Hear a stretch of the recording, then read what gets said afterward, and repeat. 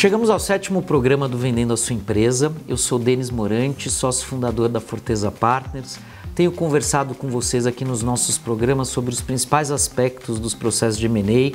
Já debatemos aqui sobre a escolha dos assessores financeiros, sobre paradigmas do processo, sobre os sucessores, sobre o plano B. Meu sócio Harold conversou com vocês sobre a perspectiva dos compradores numa transação.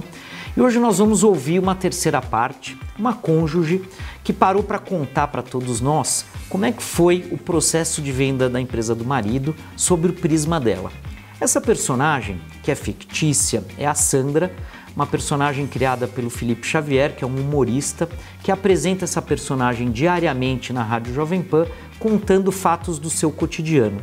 E um desses fatos do seu cotidiano, uma certa vez, foi a venda da empresa do seu marido, o Rô. Então nós vamos ouvi-la, ela traz muitos detalhes, até de uma forma bem humorada, eu gosto muito de ouvi-la, para mim traz um pouco de alegria aos processos que eu vivo normalmente, e a gente vai analisar e construir o aprendizado de todos vocês sobre o que é um processo de M&A pelo prisma interessante e curioso de uma cônjuge. Então vamos lá. Sandra, meu nome é Sandra. Gente, posso falar? O Rô vendeu a empresa. Ai, adoro! Não, sério, nunca pensei que fosse tão difícil vender uma empresa. Não, foram 2 anos de trabalho, você acredita? Primeiro eles contrataram um banco para avaliar a empresa, valorar. Aí depois saíram no mercado, conversando com os fundos para ver qual era o apetite do mercado. Receberam algumas propostas, teve um que fez uma proposta para comprar 70% da empresa, mas o acordo de acionistas era leonino, queria enfiar um tal de tag-along, earnout, que o Rô não topou. Aí eles voltaram a conversar com os fundos, até que um outro mandou uma proposta de 100% da empresa e o Rô topou dar exclusividade, só que eu não sabia. Da proposta até a assinatura, você não tem ideia o que rola. Não, primeiro eles abrem um tal de data room, onde eles jogam todos os documentos. Aí tem diligência disso, diligência daquilo, tudo para chegar no tal da EBITDA, que até hoje eu não sei o que é. Aí depois eles ficam discutindo o múltiplo da EBITDA, termos do contrato. Aí é um tal de reunião com o advogado até 3 da manhã que eu falei, gente, assim o Rô vai infartar, né? Pessoal, vamos lá. Ela já falou de vários aspectos aqui para nós, inclusive da preocupação dela com o eventual infarto do Rô. Mas basicamente o que ela contou para nós? O processo começa com a contratação de um assessor financeiro, no caso aqui ela mencionou a palavra banco, para que ele faça a avaliação do negócio, apresente o negócio para os potenciais compradores, os potenciais compradores começam a engajar. No caso do Rô, como ele efetivamente vendeu a empresa, houve um engajamento, houve propostas. Ela fala sobre uma proposta de 30%, 70%, que o Rô não gostou. Ela fala o tag along, o drag along, que são assuntos muito comuns numa transação, que são expressões que a gente importou do inglês, que pertencem a um acordo de acionistas, que significam eventualmente um vendedor acompanhar a venda do seu sócio ou ser obrigado a vender com o seu sócio.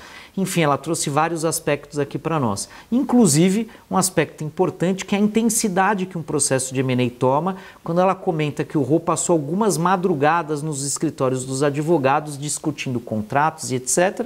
E fez uma menção entre proposta e assinatura. Também é outro hiato grande de tempo, né? Entre receber uma proposta pela sua empresa e assinar um documento mais formal, que normalmente é uma carta de intenções, muito tempo passa e muita discussão acontece. Vamos continuar ouvindo aqui a Sandra sobre a realidade da venda de uma empresa. Aí depois de subir quase 20 mil documentos no tal do data room, concluir todas as diligências, fechar os termos do contrato, valor retido, sobreveniências ativas, CAP, multa, parará. Vou eu e o Rô para assinatura do contrato, eu crente recebe para comemorar, o Rô fala que não. Só podemos comemorar depois do fechamento. Eu, como assim não pode comemorar? A gente não assinou hoje? Aí ele falou, Sam, esse é o signing, agora falta o closing. No signing publica o fato relevante e no closing que eles pagam. Eu falei, gente, como esse pessoal de M&A vive? Vamos lá, gente, vamos fazer mais uma paradinha aqui. Eu adoro essa pergunta dela, quando ela pergunta como esse pessoal de M&A vive. Inclusive, a gente tem um texto no blog da Forteza em que eu interajo com a Sandra e conto pela minha perspectiva como é que eu vivo. Mas, basicamente, o que ela nos contou aqui? Ela nos falou sobre a diligência, que é o processo em que o comprador audita a empresa-alvo, no caso aqui a empresa do Rô. Ela falou para nós sobre a discussão contratual, o contrato de compra e venda, o acordo de acionistas. Ela citou aqui cap, multa, representações e garantias, indenizações, ou seja, uma série de cláusulas complexas que um contrato normalmente contém e que tem que ser discutidas amplamente, e chega um determinado dia em que esse contrato, pessoal, vai ser assinado. E ela nos conta aqui sobre um tal de ato de tempo entre assinatura e fechamento. Ela não imaginava que no dia que ela foi no escritório do advogado assinar a transação junto com o Rô, que aquilo era o fim. Essa é a ideia dela. Eu vou assinar lá, vou assistir o Rô assinar o contrato e o processo acabou. Mas não. No caso dela, eles assinaram, houve o fato relevante e depois fecharam. É muito comum existir esse ato, pessoal. Um ato que às vezes dura 30 dias, 60, 90, às vezes chega até a durar um ano. E normalmente ele existe porque há algum tipo de condição a ser cumprida entre o compromisso assumido entre comprador e vendedor, que é a assinatura do contrato efetivo, e o término da transação em que existe aquele dia em que haverá o pagamento e a troca de ações, troca de cotas. No caso dela, provavelmente, esse ato deve ter sido gerado, ela não nos explicou aqui, mas deve ter sido gerado, por exemplo, pelo CAD. O CAD é o órgão de defesa da concorrência brasileiro e ele tem que aprovar uma série de transações que acontecem no Brasil. Sem a aprovação deles, ela não pode acontecer. Então a assinatura precisa ser feita, a submissão ao CAD ocorre quando há aprovação ao fechamento. Então normalmente é um processo, pessoal, que traz muita angústia, muita ansiedade, é um processo que todo vendedor preferia não passar, mas normalmente em algumas vendas de algumas empresas é obrigatório que se passe.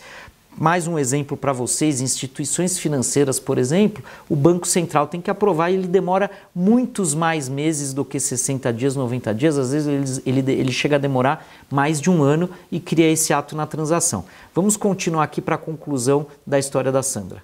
Não, juro. Como consegue viver nessa pressão? Me fala. Eu jamais conseguiria, né? Não, pra mim o mais difícil nem foi essa coisa de diligência, advogado. Pra mim o pior foi assinar o tal do NDA e não poder comentar com as amigas. Ah, parece uma louca, né? Não, sério. Devia ter ganhado um FII por ter mantido a boca fechada por 2 anos. Não, o pessoal não sabe, mas ser casado com homem rico dá muito trabalho. Vamos lá, gente. Eu não sei se ser casado com um homem rico dá muito trabalho ou não, mas o assunto importante que a Sandra trouxe para nós aqui foi o sigilo.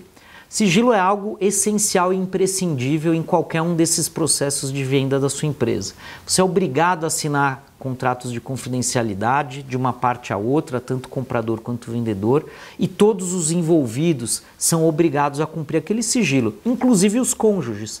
Então o que aconteceu aqui? Obviamente o Rô contou para a mulher dele que ele ia vender a empresa. E ele passou a dar detalhes, passou a contar cada reunião, cada lance da transação.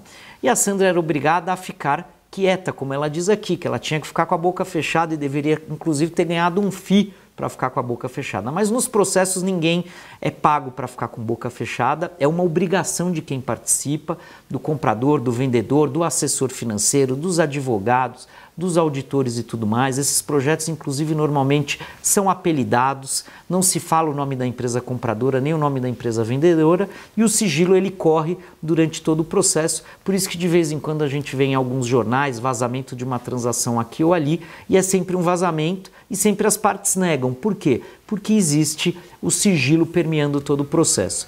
Então, pessoal, a gente avançou aqui algumas casas no entendimento de vocês sobre o processo de M&A a partir dos depoimentos da Sandra, que foram bem humorados, espero que vocês tenham gostado. Nos próximos programas nós vamos voltar a abordar outros temas interessantes sobre fusões e aquisições, juntamente com vocês, e muito obrigado.